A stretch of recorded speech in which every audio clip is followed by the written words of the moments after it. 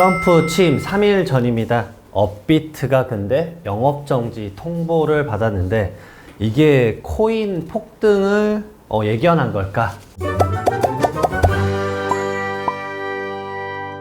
네, 안녕하세요. 두꺼비 세무사입니다. 제가 2월 말쯤에 아마 2월 달쯤으로 아마 제가 봤을 때는 가상자산 관련된 세금책이 그리고 자산관리책이 나올 것 같습니다. 그래서 지금 저도 이제 코인을 하는 입장이고 많은 코인 관련된 상담, 세금뿐만이 아니라 자산관리 측면에서 많은 분들이 문의 주고 계신데 저 자체도 이제 코인을 하기 때문에 이런 뉴스들 볼 때마다 많은 생각을 합니다. 근데 어저께 뉴스를 딱 보고 놀란 게 하나 있는데 금융당국 특근법 위반으로 업비트에 영업정지 통보를 했다라고 기사를 봤습니다.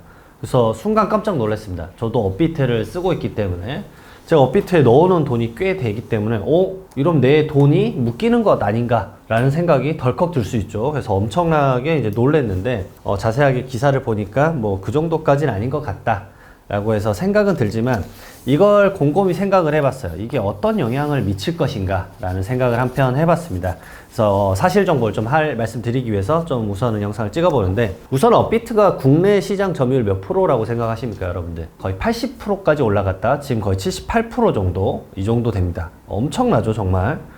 원래 미국 대선 직전인 지난달 5일까지 말 그대로 이 지난달이라고 하면 11월 달입니다. 제가 12월 기사를 봤는데 11월 달에만 하더라도 56% 정도였는데 한 달 만에 21포인트나 증가했답니다. 그래서 업비트의 점유율이 거의 비트코인 가격 처음으로 10만 달러 갈 때는 80%를 웃돌았다고 합니다. 같은 기간에 국내 2위 가상자산 거래소 빗썸은 점유율이 41%에서 19%로 하락을 했다고 합니다. 말 그대로 엄청나게 짧은 시간 내에 점유율의 이동이 급격하게 일어난 걸 볼 수 있습니다. 제가 봤을 때는 여기 기사에도 적혀있지만 유저 친화적이다라는 생각이 들어요. 가입자가 많아야 사고 팔기가 쉽다. 뭐 이런 것들이죠. 말 그대로 이제 그 가상자산 거래소에서 유저가 이용하기 쉬우니까 가입자도 많아가지고 사고 팔기 쉬운 형태로 유지가 되나 봐요. 그리고 여기서 좀 놀란 게 있었습니다. 업비트는 거래량이 국내 1위고 세계 3위랍니다. 엄청나더라고요. 그래서 그만큼 이 업비트에 대한 거래량 조절을 필요로 할 수도 있겠다.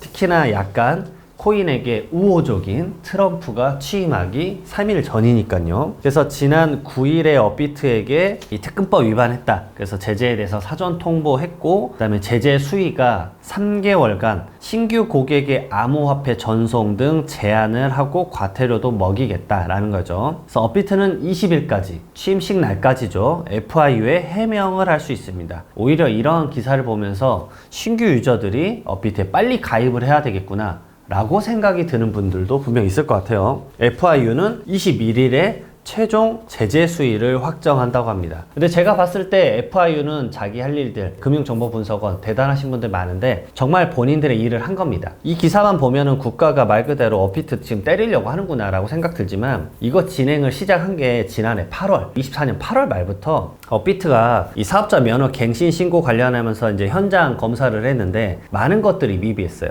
그 중에 뭐가 있냐면 KYC라고 있습니다. 금융위원회에서 보고하는 그 이제 보도자료, 상반기 하반기 보도자료가 있는데 거기에는 KYC 말 그대로 고객 확인 제도입니다. 이 고객 확인 제도를 인증한 코인 하시는 분들이 지금 거의 한 780만 명 정도예요. 이분들 대부분이 업비트로 이제 가입이 되는 거죠. 거의 반년 만에 100만 명 정도가 증가를 했습니다. 2023년 하반기보다 2024년 상반기에 거의 100만 명이 늘어났거든요. 그래서 이거 관련된 제도들이 너무 미비했다라는 거죠. 왜냐면 이거 하는 이유가 자금 세탁 방지나 테러 자금 조달 방지를 막기 위해서 고객 신원을 확인해야 되거든요. 그래서 제 생각에도 그 생각이 들었어요. 업비트가 갑자기 여름 전후부터 해가지고 신분 인증, 제 거 이제 운전면허증이나 뭐 주민등록증을 요청을 하는 게 2번이나 있었거든요. 그래서 왜 이렇게 자꾸 요청을 하는 거야? 왜 자꾸 인증하라는 거야? 라고 했는데 이 신분증 스캔 등의 고객 정보 관리가 제대로 안 됐었다고 합니다. 근데 이런 건들이 사례가 70만 건이나 발견이 됐대요. 말 그대로 정말 많은 건수죠.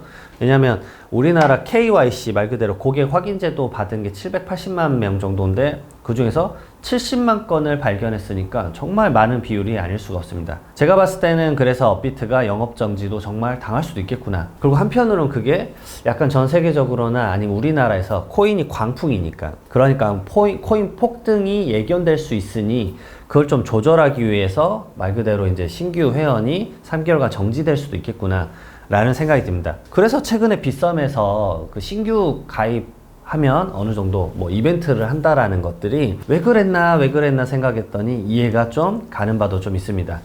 그리고 FIU는 업비트가 해외 미신고 사업자와 영업한 부분도 특근법 위반으로 판단하고 이런 부분도 조사하고 있다고 합니다. 그래서 여러분들 이런 부분도 좀 주의해야 되고, 마침 또 어제 가상자산 관련된 세법 시행령도 나왔는데 똑같이 하나 더 말씀드리면, 가상자산 사업자가 과세자료 미제출 시 말 그대로 국세청에 자료를 제출하게 되어 있습니다. 지금 우리는 가상자산 코인 관련된 양도 이 부분에 대해서 지금 2년간 양도소득세 유예, 말 그대로 양도소득세가 아니라 기타소득 유예를 지금 받은 상태죠. 다행이에요. 근데 그 정보를 차곡차곡 쌓으려고 2년간 약간 연기된 것도 있다라고 제가 여러 번 말씀을 올렸어요. 그래서 과세자료 미제출할 때 과태료 부과 근거를 마련하기 위해서 이번에 과태료 부과 근거를 시행령에 만들었습니다.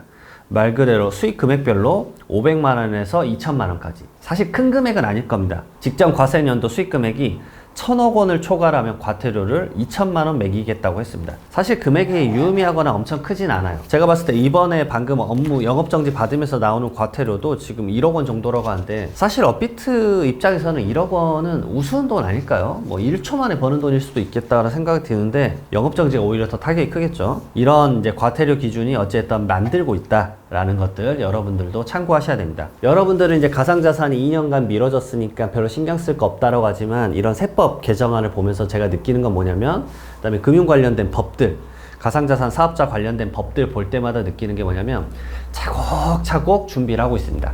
다른 나라는 어떻게 과세를 하나, 다른 나라들은 입법을 어떻게 하나, 그런 것들을 살펴보면서 차곡차곡 쌓고 있어요. 그래서 2년 이후에 과세가 시작되면 여러분들, 저는 이제 계속 2년간 이런 것들을 업데이트를 하면서 준비를 할 거고, 그런 사실들을 제 유튜브 사이트에서 계속 업로드해서 여러분들에게 전달 드리겠습니다.